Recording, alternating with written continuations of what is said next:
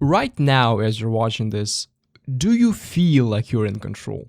Like when you scroll, click, reach for your coffee, that's you deciding to do that, right?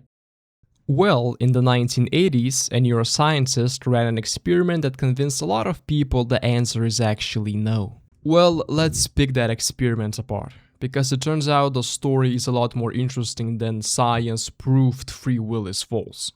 This is Benjamin Libet.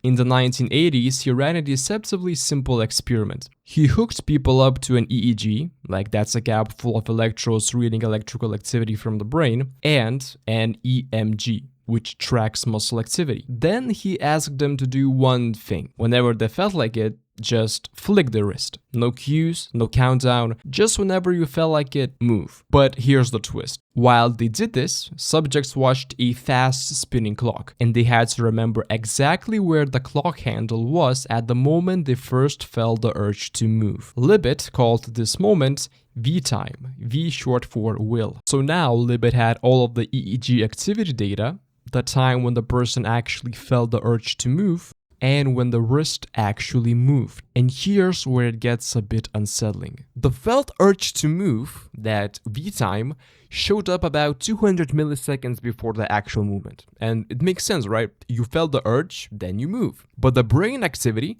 showed a slow ramping signal about 550 milliseconds before the movement and 350 milliseconds before the person was even consciously aware they wanted to move. So it was as if a preparation before the movement. This Libet called the readiness potential. So just picture this chart. T0 is the actual movement. That's when the brain's preparatory signal kicks in. And way over here, much closer to the movement, that's when the person actually feels like they've decided to move. The brain, in other words, appears to have already made the call before you knew anything about it. And what's Libet's conclusion? If your conscious will shows up after the decision's already cooking in your brain, were you really the one deciding?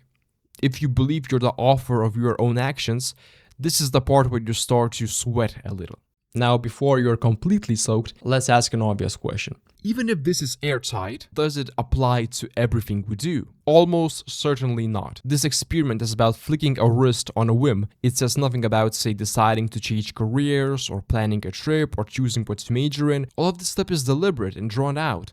Like, this is the stuff that your prefrontal cortex handles, right? So one could argue that Libet's findings at most apply to fast, low-level, in-the-moment actions, not the slower, deliberate planning that arguably makes us us. But, and this still is a big but, even if you're free to plan your future all you want, if in the actual moment of action the decision isn't really yours, aren't you just still a passive spectator watching your own life happen? Free to dream, but not free to act. And that's the part that still stings. So now, let's dig into how this readiness potential is actually measured, because that's where things start to fall apart. Take a look at this. Here's what one person's actual raw EEG data looks like. Yeah, that's it. Try and spot the exact moment someone decided to move. You can't, nobody can, it's really just noise, right? The ordinary hum of gamma, alpha, beta waves all tangled together. One single trial tells us basically nothing. So here's the trick neuroscientists use. They collect hundreds of these trials, line them all up at the same reference point, the moment of movement, and then they average them together. All the background activity, meaning whatever is kind of random, should cancel itself out, meaning it will average itself towards zero. Now, whatever is consistent survives and even gets amplified. That's the entire logic of EEG research, and that's how you get that smooth, dramatic looking readiness potential curve. But that's exactly the thing that kind of unravels everything. If you're averaging backwards in time from the movement itself, doesn't a ramp up basically have to appear, no matter what's actually going on in the brain? Just think about it, brain activity is continuous. It can't teleport from one value to another, so some kind of climb towards that reference point is mathematically guaranteed, even if nothing meaningful is being decided at all. This is the core argument from neuroscientist Aaron Schurgers, laid out in his influential review with colleagues in 2021. The readiness potential might not be a decision forming at all. It might just be an ordinary ordinary random brain noise that happens to look like a ramp only after you average it. There is another alternative presented by Schurgers, and it's called a late decision model. In this account, your brain is constantly fluctuating, right?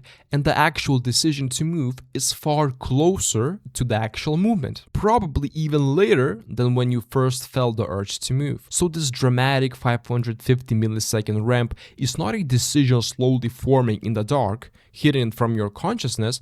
It's just basically math, an artifact of how averaging works. So do we have free will? Here's the honest answer. Neuroscience at least doesn't show that we don't. What Libet's experiment seemed to show was a secret subconscious decision-making process running ahead of our awareness. What it may actually show is a statistical artifact of averaging noise data. Of course, this doesn't give us free will back on a silver platter either. At most, it just shows that neuroscience at its current state cannot prove anything for sure.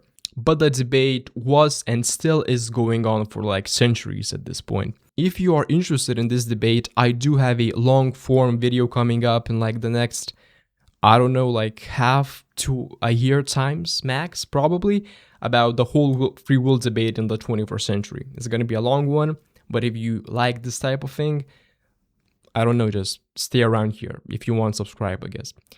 If not, then thanks for watching. Still like this video if you can. I really hate editing, but I kind of put in a decent amount of effort, I think. So I hope it turns out okay, right? But thank you very much. I'll see you next time, maybe. Bye-bye.